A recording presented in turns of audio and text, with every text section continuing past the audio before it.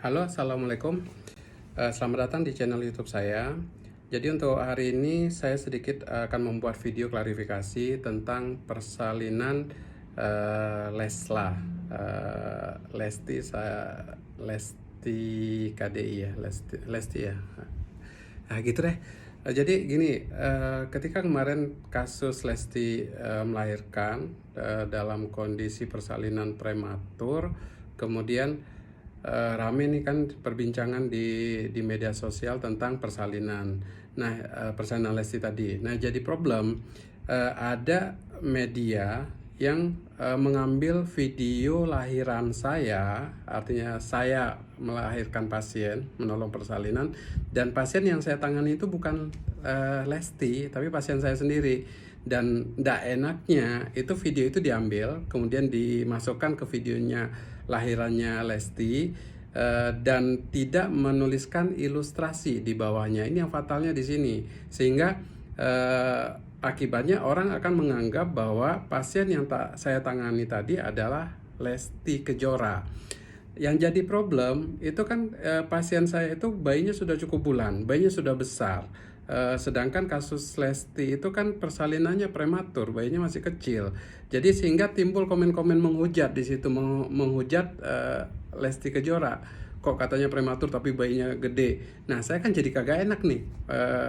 Nggak ada, aslinya bukan salah saya sih sebenarnya. Mereka ngambil video saya juga tanpa izin, asal comot aja, kemudian tidak menuliskan ilustrasi di situ, sehingga menganggap yang saya lahirkan itu adalah Lesti Kejora.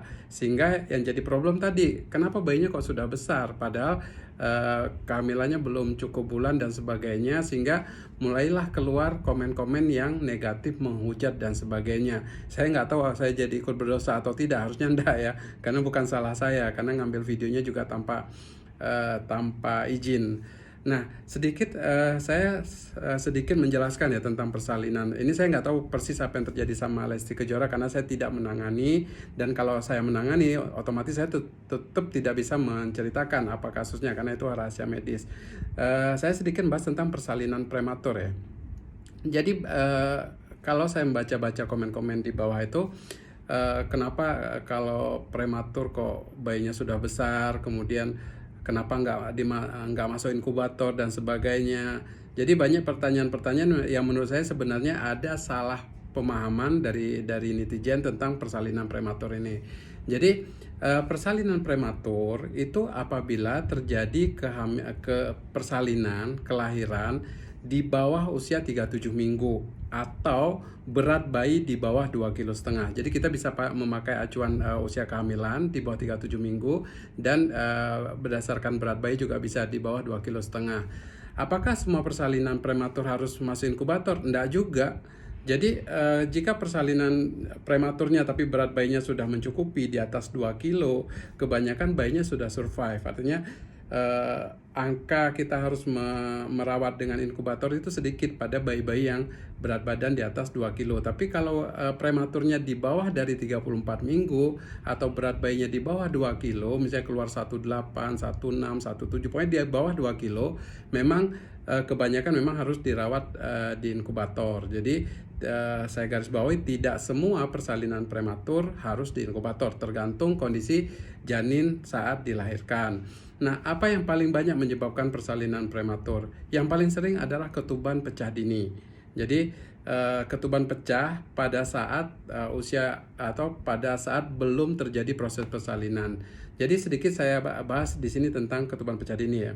Jadi ketuban pecah dini itu adalah ketuban pecah sebelum ada tanda-tanda melahirkan, tidak diikuti dengan proses infartu.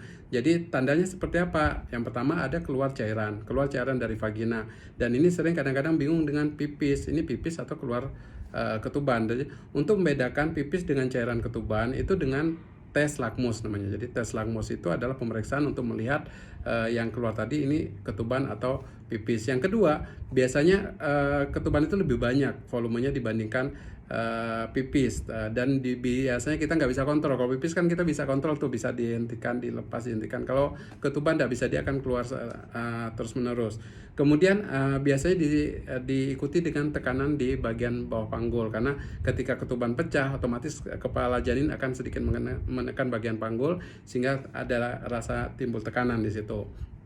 Nah, ketuban pecah dini ini bisa timbul pada usia kehamilan berapapun. Jadi ada kehamilan pecah ketuban pada kehamilan aterem cukup bulan di atas 37 minggu, ada ketuban pecah di bawah 37 minggu atau ketuban pecah pada usia prematur tadi. Nah, tindakannya apa?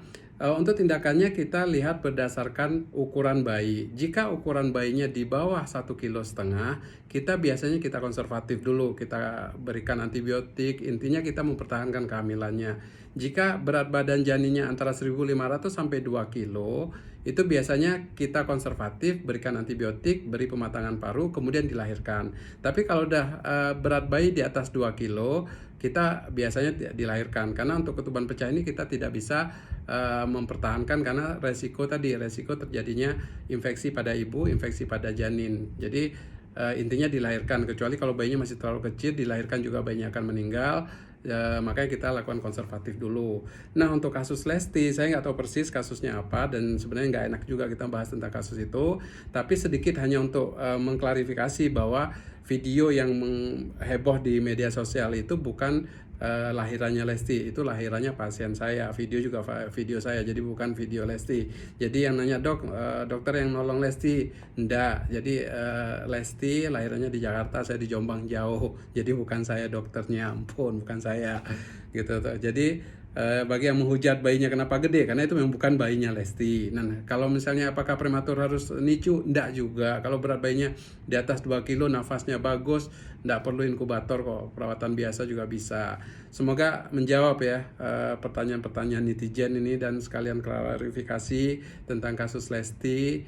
Jadi udahlah, jangan ikut campur dengan urusan orang. Yang ada kita nambah dosa, belum tentu juga kalian lebih paham dari apa yang ngalamin. Oke, saya nggak pro Lesti, kenal juga kagak gitu, tapi hanya memposisikan di tempatnya aja. Saya kenapa speak up ya, karena tadi video saya dibawa ke situ, jadi kagak enak gua gitu. Oke ya, oke, nanti kita bahas lain.